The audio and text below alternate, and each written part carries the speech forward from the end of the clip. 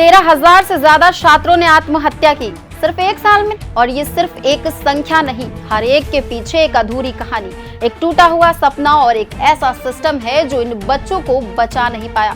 सवाल ये है, क्या हमारी शिक्षा प्रणाली एक परीक्षा है या जिंदगी की दौड़ में एक जाल?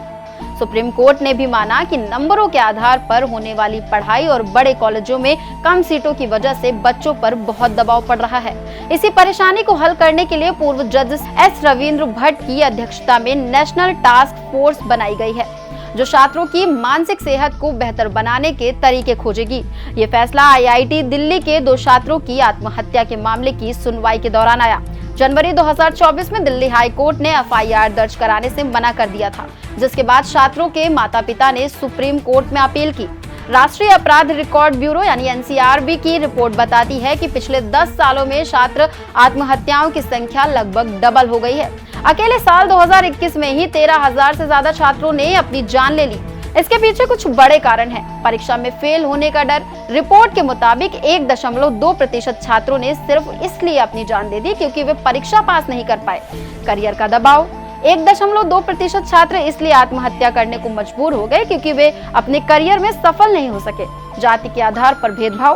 कोर्ट ने माना कि कॉलेज में जाति के कारण भेदभाव बढ़ रहा है, जिससे कुछ छात्र खुद को अकेला और अलग-थलग महसूस करते हैं। मानसिक सेहत की अनदेखी। स्कूल और कॉलेजों में बच्चों की मानसिक सेहत पर ध्यान ही नहीं दिया जाता, जिससे उनकी परेशानियां और बढ़ जाती हैं। सोचने वाली बात है क्या, और पढ़ाई सिर्फ नंबर और मुकाबला रह गई है। IIT, एम्स, UPSC जैसी परीक्षाओं में लाखों छात्र बैठते हैं, लेकिन सीटें हजारों ही होती हैं।